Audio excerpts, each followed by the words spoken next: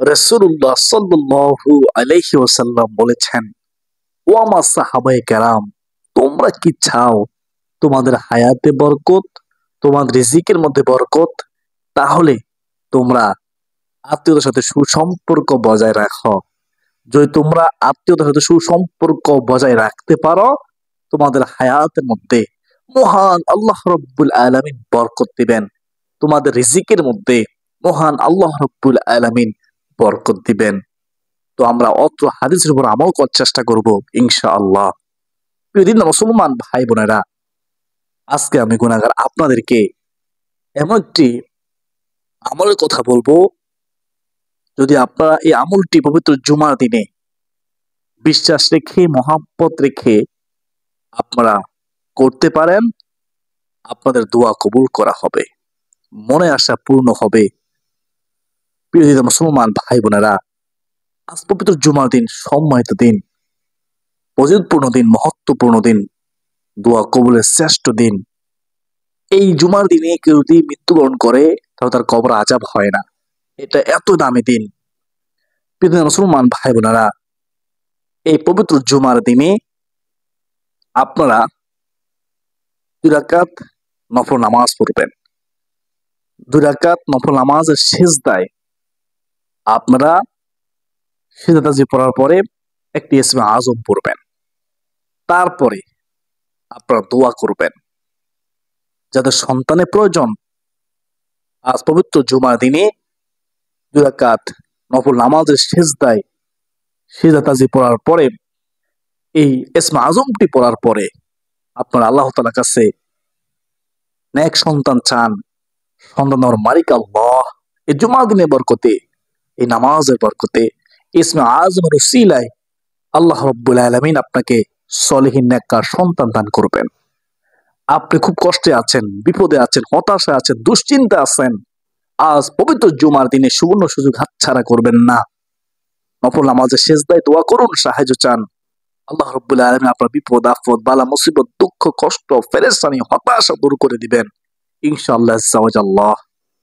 যারা না কেন খুব কষ্ট পাচ্ছেন, সংসার থেকে অভাব অনটন যাচ্ছে না, সংসারের অভাব অনটন সবসময় লেগেই থাকে, আপনারাও আজ পবিত্র জুমার দিনে নফল নামাজের সিজদায় ইসমে আজমটি পড়ে দোয়া করুন, সাহায্য চান। মহান আল্লাহ তাআলা রাজ্জাক রিজিক দাতা আপনার অভাব অনটন দূর করে দিবে, আপনার ঋণ পরিশোধ হবে ইনশাআল্লাহ। প্রিয় দিন মুসলমান ভাই বোনেরা, আপনি যা চাইবেন সিজদায় আপনার সমস্ত চাওয়া আল্লাহ তাআলা পূর্ণ করবেন। সিজদায় দোয়া করলে দোয়া কবুল হয়, এমনটাই রাসূলুল্লাহ সাল্লাল্লাহু আলাইহি ওয়াসাল্লাম বলেছেন। প্রিয় দিন মুসলমান ভাই বোনেরা, তো আপনারা মনোযোগ দিয়ে শুনুন, আপনারা কিভাবে এই পবিত্র জুমার দিনে 2 রাকাত বিশেষ নফল নামাজ পড়বেন, কিভাবে নিয়ত করবেন, কিভাবে আপনারা রুকু দিবেন, সিজদা দিবেন, সিজদায় কিভাবে আপনারা ইসমে আজমটি পড়বেন, সম্পূর্ণ নিয়ম কানুন আমি গুনাহগার এখন বলে দেব, আপনারা ধৈর্য সহকারে শুনতে থাকুন। আজ পবিত্র জুমার দিনে আপনার যে কোনো সময়ে নামাজের 3টি নিষিদ্ধ সময় ছাড়া আপনি এই বিশেষ 2 রাকাত নফল নামাজ পড়বেন। আবার বলতেছি, নামাজের 3টি নিষিদ্ধ সময় ছাড়া আপনি যে কোনো সময়ে এই 2 রাকাত বিশেষ নফল নামাজ পড়বেন। এই বিশেষ 2 রাকাত নফল নামাজ হচ্ছে সলাতুল হাজত নামাজ, মনের আশা পূরণের নামাজ, ইচ্ছা পূরণের নামাজ, অত্যন্ত দামি নামাজ। স্বয়ং রাসূলুল্লাহ সাল্লাল্লাহু আলাইহি ওয়াসাল্লাম সব সময় এই 2 রাকাত নফল নামাজ পড়তেন অত্যন্ত উঁচু করে। যখনই কোনো কিছুর প্রয়োজন হতো, বিশেষ উদ্দেশ্য থাকতো, রাসূলুল্লাহ সাল্লাল্লাহু আলাইহি ওয়াসাল্লাম উজুর মাধ্যমে এই নামাজ পড়ে আল্লাহ তাআলার কাছে সাহায্য চাইতেন, নিজের প্রয়োজন করতে আল্লাহ তাআলার কাছে তুলে ধরতেন। বলুন সুবহানাল্লাহ। আর আল্লাহ তাআলাও নামাজের মাধ্যমে সাহায্য চাওয়ার জন্য আমাদেরকে কোরআনের মাধ্যমে উপদেশ দিয়েছেন। আল্লাহ তাআলা বলেন, ওয়াস্তাঈনু বিস-সাবরি ওয়াস-সালাহ, তোমরা নামাজের মাধ্যমে, ধৈর্যের মাধ্যমে আমি রবের কাছে সাহায্য চাও। তো আশা করি আপনারা বুঝতে পেরেছেন কেন আপনারা এই 2 রাকাত সূরাতুল হাজত নামাজ পড়ে আল্লাহ তাআলার কাছে সাহায্য চাইবেন। তো আপনারা নিয়ত করবেন, কিভাবে শুনুন। আপনারা জায়নামাজে দাঁড়িয়ে প্রথমত জায়নামাজের দোয়াটি পড়বেন। ইন্নী ওয়াজ্জাহতু ওয়াজহিয়া লিল্লাযী ফাতারাস সামাওয়াতি ওয়াল আরদা হানিফা ওয়া মা আনা মিনাল মুশরিকিন। এটি পড়ার পরে তারপর নিয়ত করবেন, আমি আল্লাহ তাআলাকে সন্তুষ্টি করার জন্য 2 রাকাত সলাতুল হাজত নামাজ পড়ার নিয়ত করলাম। এইভাবে সহজে নিয়ত করে নেবেন। তো নিয়ত করার পরে আপনি 2 রাকাত সলাতুল হাজত নামাজ পড়বেন। নির্দিষ্ট কোনো সূরা আছে কিনা? নির্দিষ্ট কোনো সূরা নেই। আপনি যে কোনো সূরা দিয়ে এই 2 রাকাত সলাতুল হাজত নামাজ পড়তে পারবেন।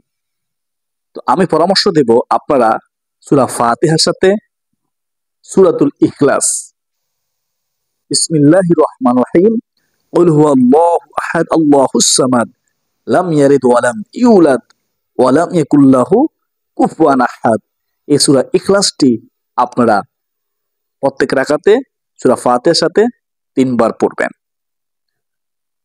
তারপরে আপনারা রুকু দিবেন, রুকু তাজিম মনোযোগ সহকারে পড়বেন। আপনারা রুকুতে যখন উঠবেন সোজা হয়ে দাঁড়াবেন। অনেকে এখানে ভুল করে, সোজা হয়ে দাঁড়ায় না, ওয়াজিব তরক হয়ে যায়, যার কারণে নামাজ কবুল হয় না। অবশ্যই এদিকে আপনারা খেয়াল রাখবেন যেন ওয়াজিব ছুটে না যায়। তো সেজদা দিবেন, সেজদা গিয়ে আপনি সে তাজিব পড়ুন প্রথমত। শুনুন কিভাবে আপনার সেজদা ইসমে আজমটি পড়বেন, কতবার পড়বেন, কিভাবে দোয়া করবেন শুনুন। সুবহানা রাব্বিয়াল আ'লা কমপক্ষে 3 বার পড়তে হবে সেজদা তাসবিহ। তো তারপরে আপনারা এই ইসমে আজমটি পড়বেন, ইয়া যাল জালালি ওয়াল ইকরাম। কতবার পড়বেন? 3 বার পড়বেন। চাইলে আপনি বেশিও পড়তে পারেন। তো ওজিফা আকারে 3 বার পড়ার চেষ্টা করবেন ইনশাআল্লাহ। ইয়া যাল জালালি ওয়াল ইকরাম। এটি কিন্তু ইসমে আজম, এটি কিন্তু আল্লাহ তাআলার একটি গুণবাচক সিফাতি নাম, মর্যাদাপূর্ণ নাম, ফজিলতপূর্ণ নাম। আল্লাহ রাসূল সাল্লাল্লাহু আলাইহি ওয়াসাল্লাম সব সময় সাহাবীদেরকে এই ইসমে আজমটি, এই আল্লাহ তাআলার গুণবাচক নামটি পড়ার জন্য উৎসাহিত করেছেন, আর আমাদেরকে হাদিসের মাধ্যমে উৎসাহিত করেছেন। আল্লাহ রাসূল সাল্লাল্লাহু আলাইহি ওয়াসাল্লাম বলেন, তোমরা বেশি বেশি করে ইয়া জাল জালালি ওয়াল ইকরাম পাঠ করো। বলুন সুবহানাল্লাহ। এই ইসমে আজমের মাধ্যমে দোয়া করলে দোয়া কবুল হয়। আমরা কিন্তু সবাই জানি ইসমে আজমের মাধ্যমে দোয়া করতে দেরি আল্লাহ তাআলা কবুল করতে দেরি করে না, সাথে সাথে কবুল করে নেয়। তো ইসমে আজমটি আপনারা কতবার পড়বেন? 3 বার পড়বেন। ইয়া যাল জালালি ওয়াল ইকরাম, ইয়া যাল জালালি ওয়াল ইকরাম, ইয়া যাল জালালি ওয়াল ইকরাম। তো তারপরে আপনারা সিজদার মধ্যে দোয়া করবেন। সন্তানের প্রয়োজন হলে আপনারা সিজদায় আল্লাহ তাআলার কাছে সন্তান চাইবেন। এই দোয়াটি পড়তে পারেন সন্তানের জন্য, রব্বি হাবলি মিনাস সলিহিন, রব্বি হাবলি মিনাস সলিহিন, রব্বি হাবলি মিনাস সলিহিন। যারা খুব বিপদে আছেন, কষ্টে আছেন, হতাশে আছেন, দুশ্চিন্তায় আছেন, তো আপনারা সিজদার মধ্যে দোয়া করবেন, আল্লাহ তাআলার কাছে সাহায্য চাইবেন। ও মালিক আল্লাহ, আমার দুঃখ, কষ্ট, পেরেশানি, হতাশা, দুশ্চিন্তা, বিপদ আপদ তুমি দূর করে দাও। যারা ঋণগ্রস্ত, যারা খুব অভাবে আছেন, সংসারের মধ্যে সবসময় অঘটন লেগেই থাকে, আপনারা বিশ্বাস রেখে সিজদার মধ্যে সাথে এই দোয়াটি পড়বেন, অথবা বাংলায় দোয়া করতে পারেন, আল্লাহুম্মা কফিনি বিহালালিকা আন হারামিকা ওয়া আগনিনি বিফাদলিকা আম্মান সিওয়াক। এটি অত্যন্ত দামি একটি দোয়া, পরীক্ষিত একটি দোয়া। এই দোয়াটি পড়লে স্বয়ং আল্লাহ রাব্বুল আলামিন আপনার আমার ঋণ পরিশোধ করার জিম্মাদার স্বয়ং আল্লাহ তাআলা হবেন, যদি আমাদের পাহাড় সমর্পণ ঋণও থাকে। তা আমি বলি নাই, হাদিসের মধ্যে আছে, রাসূলুল্লাহ সাল্লাল্লাহু আলাইহি ওয়াসাল্লাম বলেছেন। যারা ঋণগ্রস্ত, অভাবী, তারা এই দোয়াটি পড়তে পারেন সিজদার মধ্যে ইসমে আজমটি পড়ার পরে, অথবা বাংলা দোয়া করতে পারেন এভাবে, আল্লাহুম্মা কফিনি বিহালালিকা আন হারামিকা ওয়া আগনিনি বিফাদলিকা আম্মান সিওয়াক। হে আল্লাহ, হারামের পরিবর্তে তোমার হালাল রিজিক আমার জন্য যথেষ্ট করে দাও। ওগো মালিক আল্লাহ, তুমি যারা কারো মুখাপেক্ষী করো না, তোমার সেই অনুগ্রহ দ্বারা আমাকে সচ্ছলতা দান করো। এভাবে আপনি দোয়াটি পড়তে পারেন। যাদের মেধা শক্তি কম, স্মরণ শক্তি কম, তারা সিজদার মধ্যে ইসমে আজমটি 3 বার পড়ার পরে এই দোয়াগুলো পড়তে পারেন।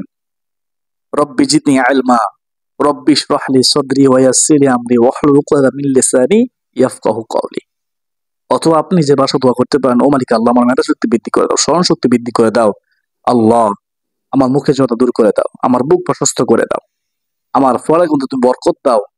আল্লাহ তুমি আমাকে উত্তম শিক্ষায় শিক্ষিত করো। এবার আপনি সে যেমন দোয়া করতে পারেন। তো যাদের শত্রু আছে, শত্রুর কারণে খুব কষ্ট পাচ্ছেন, সে দোয়া করবেন, সাহায্য চাইবেন কার কাছে? আল্লাহ তাআলার কাছে। ও মালিক আল্লাহ আমাকে শত্রু তুমি দেখে হেফাজত করো।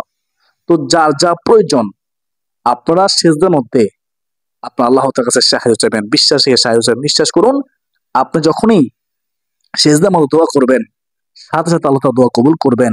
শর্ত হলো হালাল খাদ্য খেতে হবে, হারাম থেকে বেঁচে থাকতে হবে। তো আপনি হারাম খাচ্ছেন, আবার বলতেছেন আমার দোয়া কবুল হচ্ছে না, আপনি আফসোস করতেছেন, আপনি বলতেছেন এগুলো বানোয়াট মিথ্যা কথা, অথচ আপনি হারাম খাচ্ছেন। আপনাকে হারাম ছাড়তে হবে, হালাল খাদ্য খেতে হবে, হালাল খেয়ে আপনাকে আমল করতে হবে, তাহলে আপনার আমল কবুল হবে, এটা মনে রাখবেন। তো এভাবে আপনারা সেজদায় সিজদা পড়ার পরে দোয়া করবেন, যার যা প্রয়োজন আছে, প্রয়োজন আল্লাহ তাআলার কাছে বলবেন, মনে আশা আল্লাহ তাআলার কাছে বলবেন। প্রিয় মুসলমান ভাই বোনেরা, তো এইভাবে আপনারা সেজদার মধ্যে প্রথমত সেজদা পড়বেন, তারপরে ইসমে আজম 3 বার পড়বেন, তারপরে দোয়া করবেন। আশা করি সকলে বুঝতে পেরেছেন। তো তারপরে নামাজ শেষে 2 রাকাত সূরাতুল হাজ নামাজ শেষে আপনারা 100 বার সাল্লাল্লাহু আলাইহি ওয়াসাল্লাম এই ছোট্ট দুরূদ শরীফটি পড়বেন। তারপরে আপনারা আস্তাগফিরুল্লাহ, আস্তাগফিরুল্লাহ, আস্তাগফিরুল্লাহ এই ছোট ইস্তিগফারটি আপনারা 100 বার পড়বেন। তারপরে দুহাত প্রসারিত করে আল্লাহ রাব্বুল আলামিনের কাছে দোয়া করবেন, সাহায্য চাইবেন। যার যা প্রয়োজন আছে আদবের সাথে মনে বড় আশা নিয়ে বিশ্বাস রেখে দোয়া করবেন। মুসলমান ভাই বোনেরা, দোয়া করলে আল্লাহ তাআলা খুশি হয়। দোয়া করতে দেরি আল্লাহ তাআলা কবুল করতে দেরি করে না। যখন কোনো বান্দা দুহাত প্রসারিত করে আল্লাহ তাআলার কাছে দোয়া করে, বিশ্বাস করুন হাদিসের মধ্যে আছে তার দোকানে হাত আল্লাহ তাআলা ফ্রিতে লজ্জাবোধ করেন, তার দোয়া কবুল করে নেন। বলুন সুবহানাল্লাহ। বেশি বেশি করে দোয়া করবেন, দোয়া করলে আল্লাহ খুশি হয়। আর দোয়া মুখল ইবাদা, দোয়া হচ্ছে সমস্ত ইবাদতের মূল। মাল্লাম ইয়াসাল্লাহ ইয়াকুতুবু আলাইহি, রাসূলুল্লাহ সাল্লাল্লাহু আলাইহি ওয়াসাল্লাম বলেছেন, যে ব্যক্তি আল্লাহ তাআলার কাছে কোনো কিছু চায় না, আল্লাহ তাআলা তার উপর রাগান্বিত হয়। তো আমরা বেশি বেশি দোয়া করব ইনশাআল্লাহ।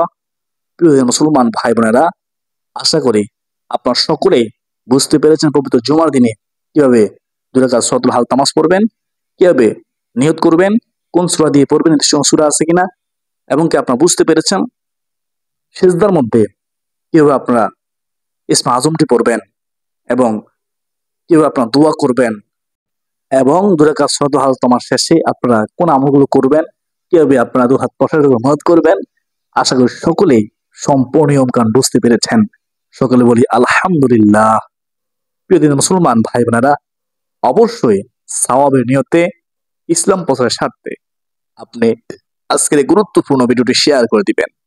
আপনি কল্পনা করতে পারবেন না আপনার একটি মাত্র শেয়ারে কতজন মানুষ আজকের পবিত্র জুমার দিনে এই আমলটি করার সুযোগ পাবে।